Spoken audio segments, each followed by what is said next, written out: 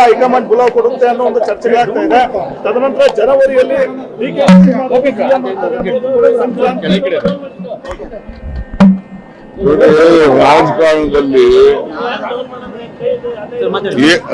ರಾಜಕಾರಣದಲ್ಲಿ ಏನೆಲ್ಲ ಆಗ್ಬಹುದು. ರಾಜಕಾರಣ ಅಂತಕ್ಕಂಥದ್ದು ನಿಂತ ನೀರಲ್ಲ, ಅದನ್ನು ಹರಿತಕ್ಕಂಥ ನೀರು. ಹಾಗೆ ಚಲನಶೀಲತೆಯನ್ನು ಹೊಂದಿರತಕ್ಕಂಥ ರಾಜಕಾರಣದಲ್ಲಿ ಎಲ್ಲಾ ಪಕ್ಷದಲ್ಲೂ ಕೂಡ ಬದಲಾವಣೆಗಳು ನಿರಂತರವಾಗಿ ನಡೀತಾನೆ ಇರ್ತವೆ. ಈಗ ಬಿಜೆಪಿನಲ್ಲಿ ಏನೆಲ್ಲ ಸರಿಯಾಗಿದೆಯಾ?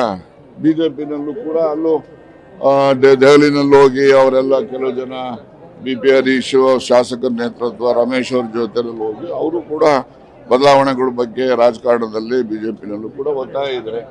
ಕಾಂಗ್ರೆಸ್ ಪಕ್ಷದಲ್ಲೂ ಕೂಡ ಮಂತ್ರಿಗಳಾಗಬೇಕು ರಿಷಫಲ್ ಅಲ್ಲಿ ಅಂತಕ್ಕಂಥವ್ರು ಬಹಳ ಜನ ಇದ್ದಾರೆ, ಮುಖ್ಯಮಂತ್ರಿಗಳಾಗಬೇಕು ಅನ್ನೋರು ಬಹಳ ಜನ ಇದ್ದಾರೆ. ಆದರೆ ಈ ಗೊಂದಲವನ್ನು ಆದಷ್ಟು ಜಾಗ್ರತೆ ನಮ್ಮ ಕಾಂಗ್ರೆಸ್ ಪಕ್ಷದ ಹೈಕಮಾಂಡು ಅದನ್ನು ನಿವಾರಣೆ ಮಾಡಬೇಕು. ಇಲ್ಲ ಅಂತ ಹೇಳಿದ್ರೆ ಈ ರೀತಿಯ ಒಂದು ಪರಿಸ್ಥಿತಿ ಏನಿದೆ, ಈ ಪರಿಸ್ಥಿತಿಯಿಂದ ರಾಜ್ಯದ ಆಡಳಿತದ ಮೇಲೆ ದುಷ್ಪರಿಣಾಮ ಆಗ್ತದೆ ಅಂತಕ್ಕಂಥದ್ದು ನನ್ನ ನೋಡ್ರಿ. CLP ನಲ್ಲಿ ವೋಟಿಂಗ್ ನಡೆದಿದೆ. ವೋಟಿಂಗ್ ನಡೆದು CLP ಲೀಡರ್ ಎಲೆಕ್ಟ್ ಆಗಿರೋದು. He has been elected for A period of 5 years. ಈ ಮಧ್ಯೆ ಬದಲಾವಣೆ ಆಗಬೇಕು ಅಂತ ಹೇಳಿದ್ರೆ ಅವರು ರೆಸಿಗ್ನೇಷನ್ ಕೊಟ್ರೆ ಇನ್ನೊಬ್ರು ಬರ್ಲಿಕ್ಕೆ ಸಾಧ್ಯ. ಅವ್ರು ರೆಸಿಗ್ನೇಷನ್ ಕೊಡೋವರೆಗೂ ಅವರೇ ಲೀಡರ್ ಇರ್ತಾರೆ.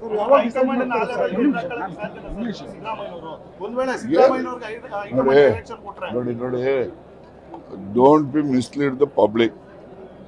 ಸಿದ್ದರಾಮಯ್ಯನವ್ರು 100 ಸರಿ ಹೇಳಿದ್ದಾರೆ, whatever directions comes from the high command I am abide by that ಅಂತ ಹೇಳಿದ್ದಾರೆ. ಸೊ ಆಗಿರೋವಾಗ ಸಿದ್ದರಾಮಯ್ಯನವರು ಹೈಕಮಾಂಡ್ ಅವರಿಗೆ ಎದುರಿಸ್ತಕ್ಕಂಥದ್ದಾಗ್ಲಿ, ಹೈಕಮಾಂಡ್ ಅವರು ಸಿದ್ದರಾಮಯ್ಯನವ್ರಿಗೆ ಕೈ ಬಿಡುವಂಥದ್ದಾಗ್ಲಿ ಏನು ನಡೆಯೋದಿಲ್ಲ ಅಂತಕ್ಕಂಥದ್ದನ್ನು ಇಟ್ಕೊಳ್ಳಿ. ಬದಲಾವಣೆ ಅನಿವಾರ್ಯ ಆದ್ರೆ DK ಶಿವಕುಮಾರ್ ಮಾತ್ರ ಆಪ್ಷನ್ ಅಂತ ಎಷ್ಟು ಜನ ಇದ್ದಾರೆ ಕಾಂಗ್ರೆಸ್ ಅಲ್ಲಿ? 2013 ಇದೇ ಡಾಕ್ಟರ್ G. ಪರಮೇಶ್ವರ್ ಅವರು ಅಧ್ಯಕ್ಷರು 8 ವರ್ಷ ಇದ್ರು. ಅವ್ರ ಕಾಲದಲ್ಲೂ ಸರ್ಕಾರ ಬಂತಲ್ಲ, ಅವರು ಅಧಿಕಾರಕ್ಕೆ ತಂದ್ರಲ್ಲ, ಅವ್ರನ್ನೂ ಕೂಡ ಪರಿಗಣಿಸ್ಬೇಕಲ್ಲ. ದಲಿತರು ಅಂತಕ್ಕಂಥದ್ದು ಒಂದೇ ಕಾರಣದಿಂದ ಪರಿಗಣಿಸ್ಬೇಕು ಅಂತ ಅಲ್ಲ. 2013 ಕಾಂಗ್ರೆಸ್ ಪಕ್ಷವನ್ನ ಅಧಿಕಾರಕ್ಕೆ ತರ್ತಕ್ಕಂಥದ್ದಕ್ಕೆ ಅವರ ಒಂದು ದೊಡ್ಡ ಶ್ರಮ ಇದೆ. ಅಂದ್ರೆ ಒಬ್ಬರಿಂದಲೇ ಅಧಿಕಾರಕ್ಕೆ ಬಂತು ಅಂತಕ್ಕಂಥದ್ದು ನಾನು ಒಪ್ಪೋದಿಲ್ಲ.